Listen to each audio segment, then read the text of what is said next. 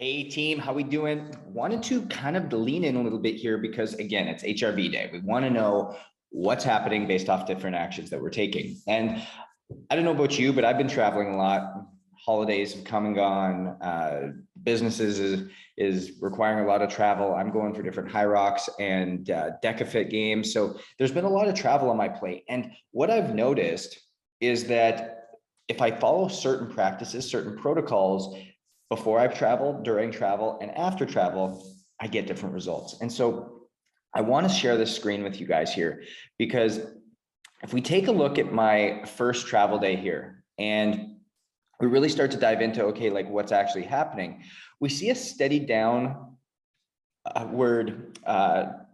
number with my data here. And what ended up occurring was on the Tuesday the 9th, is when I first traveled. And I got in a plane. I went from New York City down to Miami. And it was an early morning flight. I didn't pack my water bottle as I normally do. I didn't take my noon tablets as I usually do. And when I got there, I didn't get my workout in as I usually do. And I ultimately went right into work. And in doing so, we immediately start to see a drop. Okay, drop in HRV the very next day. And again, didn't take the precautions that I needed. Then on the 11th, I went from Miami over to LA. Same thing. I did not take the action steps because I did this on purpose. I wanted to see what was actually happening. I have a very set travel routine, and it dropped everything downwards up until, again, stagnated across and leveled out because took certain protocols once I got there. But the key thing to understand here is that it actually did have a negative impact. And what I do on travel day actually matters. Now, if I show you what I did when I started getting into my travel previous to that, it is going to show you a very different story and something that looks very different. And this was from my travel in September. And my typical travel routine is I have a water bottle with me. I take noon tablets. As soon as I land, within the first hour, I'm getting some form of physical activity in.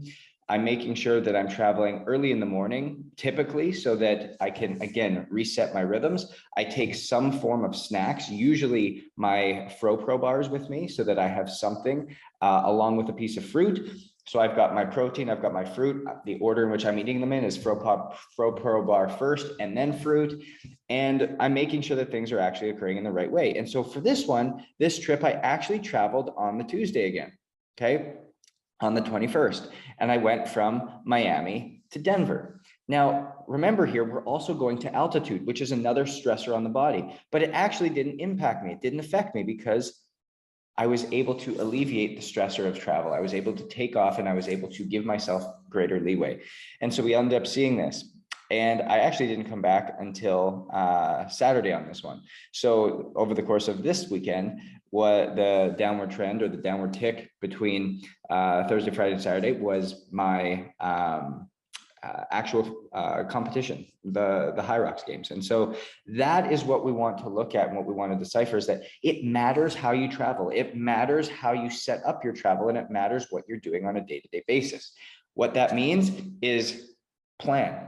Make sure you're taking a water bottle with you. Empty it before you get on a plane so you can get through security and then operate from there.